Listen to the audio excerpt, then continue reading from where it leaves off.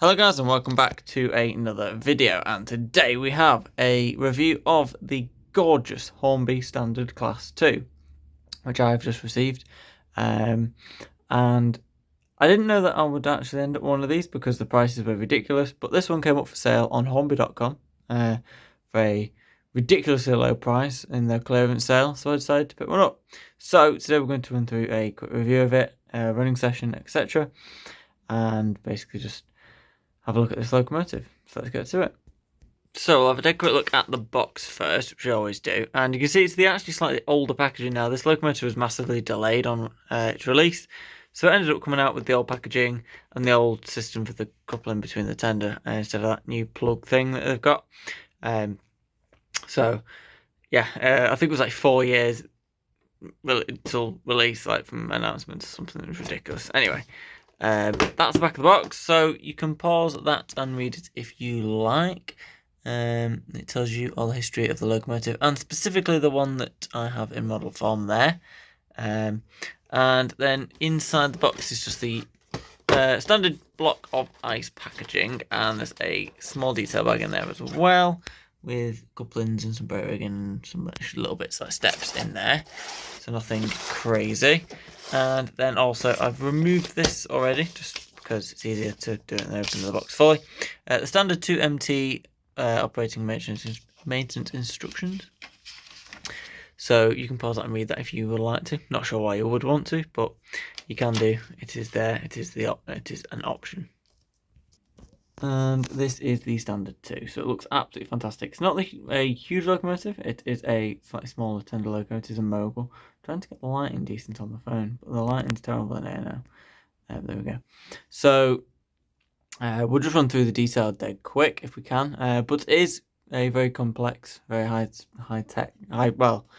spec locomotive, so it might take a while. So we'll start from the front first. You can see obviously there's quite a lot going on. You do have the sprung metal buffers at the front, which look fantastic. Very nicely sprung as well. You have a die-cast boiler as well, which is absolutely fantastic. I believe the running plate might be as well. Doesn't feel as cold to the touch as the boiler normally does. So, but it is fairly chunky, so it probably will be. And you have obviously separately fitted box dart and the lamp brackets. The numbers printed really nicely on the front, 78054. You have all the moulded detail, extra lamp brackets and stuff like that on the front. You have sort of pipe work as well, which is also picked out in the bronze, which looks fantastic. And then you've got a builder's plate here.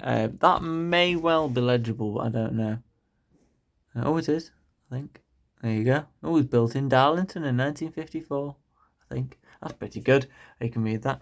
There you go. So you got all the riveted detail on the side of the locomotive, separate fitted handrails, pipework moulded in, even more pipework there, all picked out in the bronze, which looks fantastic. The lining, which is also done in the red and the black, looks brilliant. I do like BR Line Black. It's a great livery. Also done on these cylinders as well. The coupling rods look fantastic. They look really nice as well.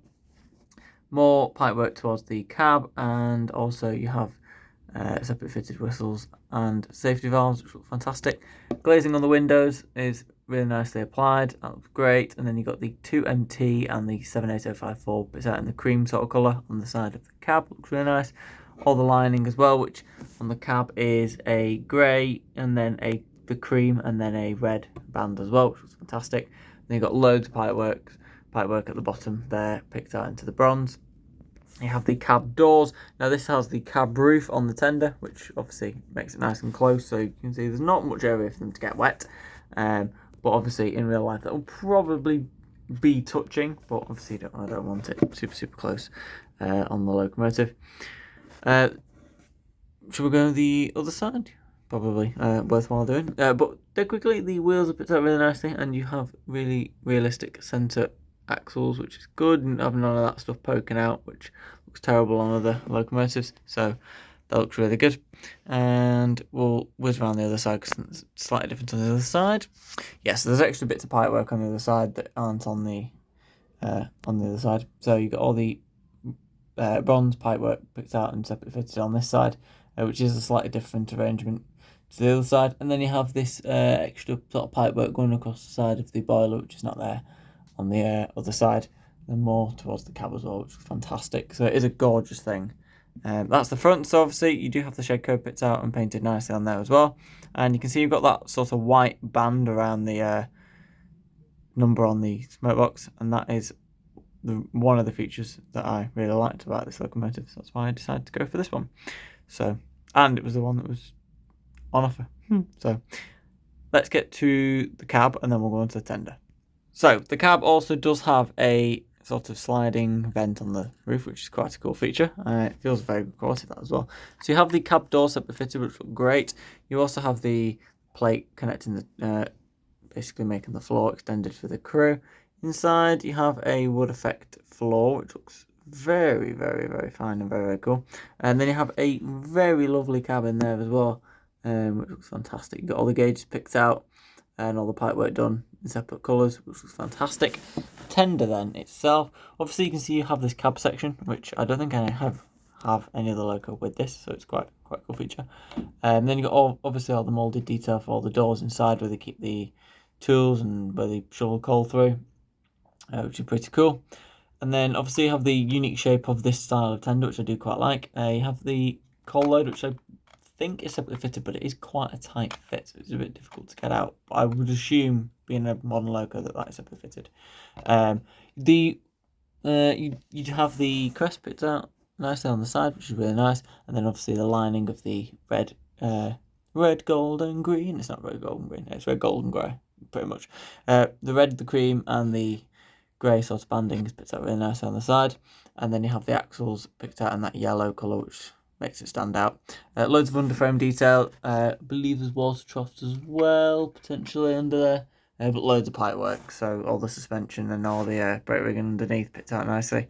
Got steps, which are nicely done as well on the front and back, and then you've obviously got all where the water goes at the rear, and a little ladder with a builder's plate and a gallon plate, so it tells you how many gallons of water you can store in it. And the sprung buffers continue on the back. There you go. Right, I think that'll do us for the detail, because there is a lot. I probably missed some bits and bobs, but I'm not going to go through everything. We'll get us onto the track and we'll see how it runs. So there is Hornby's new standard Class 2 on the layout, which looked absolutely wonderful. So we'll do a dead quick slow speed test, see how it runs. It has been ran in for a short period, so it should be okay. I've got some coaches in the back of shot, which we're going to run with it. So we'll just see how its first initial performance is in terms of how slowly it can go, etc., which gives us a good guide of torque, etc. And then we'll basically just do a bit of a running session with it. Just get some nice shots of going around with some coaches. This is a mixed traffic locomotive, so it could run with freight. However, we're not going to do that because I like to run locos with coaches, and it's easier. So yeah, let's get to it. It's also an opportunity for us to see how the linkage goes. So we're going to run this on the HM 2000. I do intend to get a better controller very soon. So see, that's actually pretty good. That's actually pretty slow as well. Not cogging too badly either.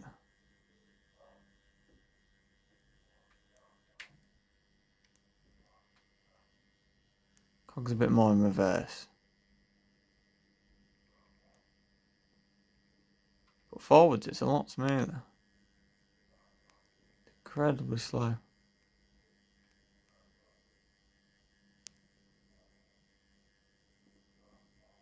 That's actually really slow. I'm amazed it can do that, to be honest. It is actually moving.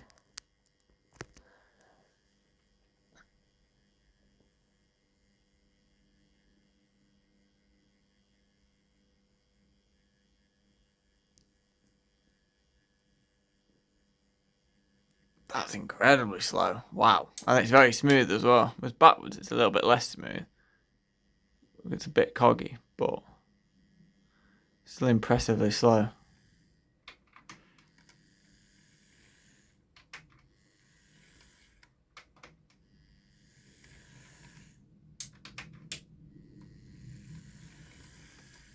So yeah, that's impressively slow. Yeah, that's pretty good. Torque is, I think, a little bit less amazing. I can't really test this because I can't hold the phone and hold the loco at the same time. There's going to be some skill doing this. You ready? Yeah, there's a little bit there.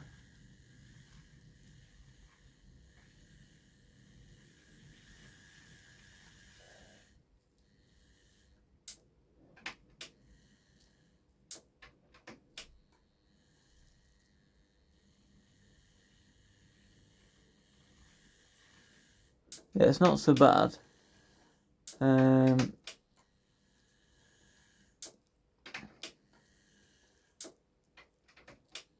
yeah, that's not too bad at all. So, sugar, my hand's in stuff and sort of thing. So we'll hook this up with some coaches and then we'll basically have a bit of a running session with it. So there it is, coupled up with its coaches. I've stuck those Mark 1 Suburban coaches on just because they look fantastic with anything. It's a nice short train. It's quite a weighty one though because the Batman coach is, but it should hopefully manage. It is quite powerful. You don't want to overdo the motor though because it's not the best quality motor in the world. Even though it does do a very impressive flow speed, I will say. So we'll give it a nice bit of speed just so it's not going to struggle with the load it's got. Then we'll get some shots of it running. It is beautiful though, isn't it? Look at that. So the Standard 4 has left the collection recently. However, the camera's gone a bit weird. However, it has been technically indirectly replaced by the Standard Class 2. So I will get a Standard 4, don't worry.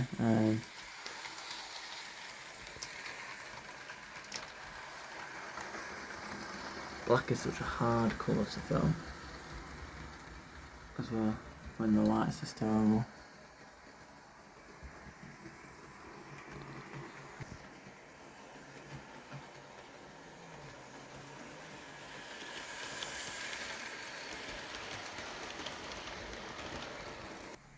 Give you a quick sneak peek about the next video. You ready? There you go. It is every loco I've bought this year running session, which will be the last video of 2024. So there is the Standard 2 running beautifully. The layout there. I hope there's not that weird flickering on the camera that I can see when I'm filming it. It just looks like it can't focus on the light because the light's awful in here. I do apologise if that's there.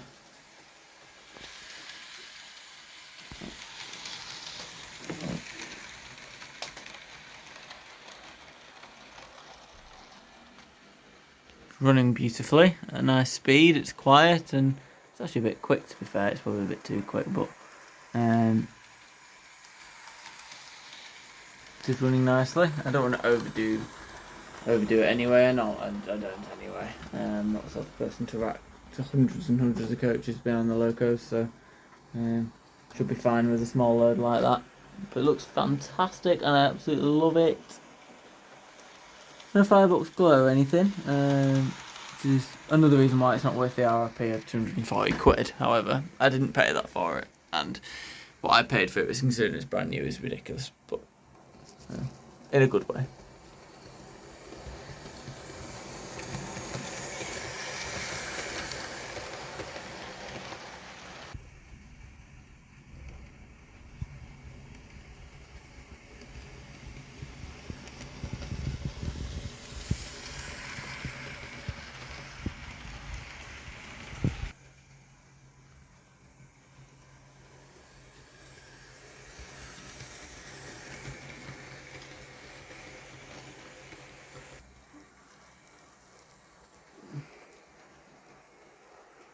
So I think that will probably do us for now. That's probably sufficient. You will see it very soon in the last video of the year, because obviously it's the last loco to join. It is last up in that video. There is 18 locomotives, I believe, which is quite a lot. However, the number that have actually left in the last year or two has outweighed also how many has come in. So the number hasn't actually increased that much since last year, but that will be explained in the video. Anyway, that is the Standard Class 2. Thank you for watching, and I will see you very soon for some more videos. Goodbye.